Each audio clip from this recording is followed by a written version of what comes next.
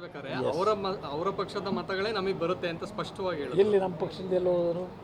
ಅಲ್ಲ sir, BJP ಅಥವಾ JDS ಇಂದ ಬರುತ್ತೆ ಅವ್ರ ನಿಮಿಷ ಶಾಸಕರ ನನ್ನ ಪಕ್ಷ ಮತಗಳೇ ಬರುತ್ತೆ. ನಾನು ಶಾಸಕರುಗಳು ಅವ್ರು ಹೇಳಿದ್ದಾರೆ, ಮುಖ್ಯಮಂತ್ರಿಗಳು ಗಮನಿಸಿದ್ದೇನೆ. ಆತ್ಮಸಾಕ್ಷಿ ಅನ್ನೋದು ಎಲ್ಲಿದೆ? ಜೆ ಡಿ ಎಸ್ಗೆ ಆತ್ಮ ಎಲ್ಲಿದೆ, ಸಾಕ್ಷಿ ಎಲ್ಲಿದೆ ಅಂತಕ್ಕಂಥ ಏನು ಹೇಳ್ತಾರೆ. ಇದೇ ಕಾಂಗ್ರೆಸ್ ಪಕ್ಷ ಹಿಂದೆ ಈ ದೇಶದ ಇತಿಹಾಸದಲ್ಲಿ ಅಧಿಕೃತ ಅಭ್ಯರ್ಥಿಯನ್ನು ಚುನಾವಣೆಗೆ ನಿಲ್ಲಿಸಿ ಸಂಜೀವ್ ರೆಡ್ಡಿ ಅವರನ್ನು, ಇಂದಿರಾ ಗಾಂಧಿಯವರು ಪ್ರಧಾನಮಂತ್ರಿಗಳಿದ್ದಾಗ ಸಂಜೀವ್ ರೆಡ್ಡಿ ಅವರನ್ನ ಅಭ್ಯರ್ಥಿ ಮಾಡಿ, ಅಧಿಕೃತ ಅಭ್ಯರ್ಥಿ ಅಂತೇಳಿ ಕಾಂಗ್ರೆಸ್ನಿಂದ ಅಭ್ಯರ್ಥಿ ಮಾಡಿ, ಅವತ್ತು ಮತ್ತೆ ವಿ ವಿ ಗಿರಿ ಅವರನ್ನು ಸಿಂಡಿಕೇಟ್ ಅಂತ ಮಾಡ್ಕೊಂಡು ಅಭ್ಯರ್ಥಿ ಮಾಡಿದ್ರು. ಅಭ್ಯರ್ಥಿ ಮಾಡಿ ಅವತ್ತು ಆತ್ಮಸಾಕ್ಷಿಯ ಮತ ಚರ್ಚೆ ಮಾಡಿದವರು ಯಾರು ಮಾಡಿದವರಪ್ಪ? ಯಾರು ಮಾಡಿದವರು? ಒಂದು ನಿಮಿಷ ಇರಿ.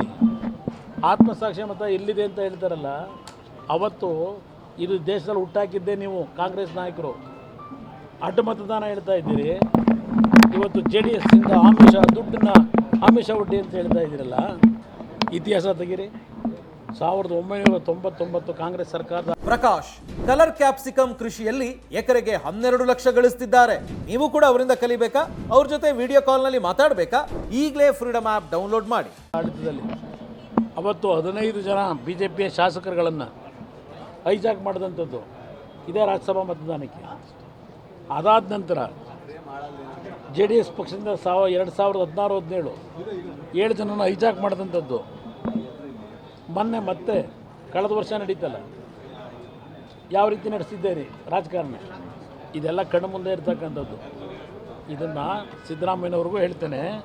ಇವತ್ತು ಈ ದೇಶದ ರಾಜಕಾರಣದಲ್ಲಿ, ರಾಜ್ಯದ ರಾಜಕಾರಣದಲ್ಲಿ ಇವತ್ತು ಇಂಥ ಒಂದು ವಾತಾವರಣ ನಿರ್ಮಾಣ ಮಾಡಿರ್ತಕ್ಕಂಥದ್ದು ಕಾಂಗ್ರೆಸ್ಸು. ನಿಮ್ಮನ್ನ ಅವಲೋಕನ, ನಿಮ್ಮ ಆತ್ಮಾವಲೋಕನ ನೀವು ಮಾಡ್ಕೋಬೇಕು. ನಾವಲ್ಲ. ಮಾತಾಡ್ಬೇಕಾದ್ರೆ ಅವರ ಪಕ್ಷದ ಮತಗಳೇ ನಮಗೆ ಬರುತ್ತೆ ಅಂತ ಸ್ಪಷ್ಟವಾಗಿ ಹೇಳಿ. ಎಲ್ಲಿ ನಮ್ಮ ಪಕ್ಷದಿಂದ ಎಲ್ಲೋ ಹೋದರು? ಅಲ್ಲ ಸರ್, ಬಿಜೆಪಿ ಅಥವಾ ಜೆಡಿಎಸ್ ಇಂದ ಬರುತ್ತೆ ಅವ್ರ ನಿಮಿಷ ಶಾಸಕರ ನನ್ನ ಪಕ್ಷ ಮತಗಳೇ ಬರುತ್ತೆ. ನಾನು ಶಾಸಕರುಗಳು ಅವ್ರು ಹೇಳಿದ್ದಾರೆ, ಮುಖ್ಯಮಂತ್ರಿಗಳು ಗಮನಿಸಿದ್ದೇನೆ. ಆತ್ಮಸಾಕ್ಷಿ ಅನ್ನೋದು ಎಲ್ಲಿದೆ? ಜೆ ಡಿ ಎಸ್ಗೆ ಆತ್ಮ ಎಲ್ಲಿದೆ, ಸಾಕ್ಷಿ ಎಲ್ಲಿದೆ ಅಂತಕ್ಕಂಥ ಏನು ಹೇಳ್ತಾರೆ.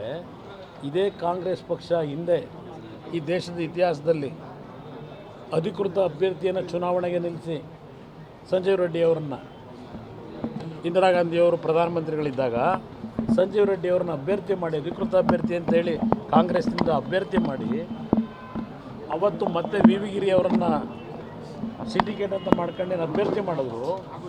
ಅಭ್ಯರ್ಥಿ ಮಾಡಿ ಅವತ್ತು ಆತ್ಮಸಾಕ್ಷಿಯ ಮತ ಚರ್ಚೆ ಮಾಡಿದವರು ಯಾರು ಮಾಡಿದವರಪ್ಪ? ಯಾರು ಮಾಡಿದವರು? ಒಂದು ನಿಮಿಷ ಇರಿ.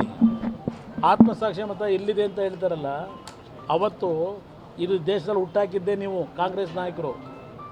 ಅಡ್ಡ ಮತದಾನ ಹೇಳ್ತಾ ಇದ್ದೀರಿ.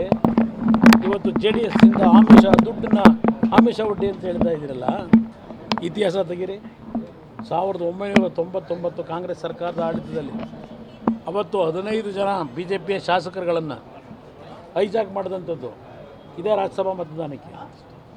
ಅದಾದ ನಂತರ ಜೆ ಡಿ ಎಸ್ ಪಕ್ಷದಿಂದ 2016-17 7 ಜನನ ಹೈಜಾಕ್ ಮಾಡಿದಂಥದ್ದು ಮೊನ್ನೆ ಮತ್ತೆ ಕಳೆದ ವರ್ಷ ನಡೀತಲ್ಲ.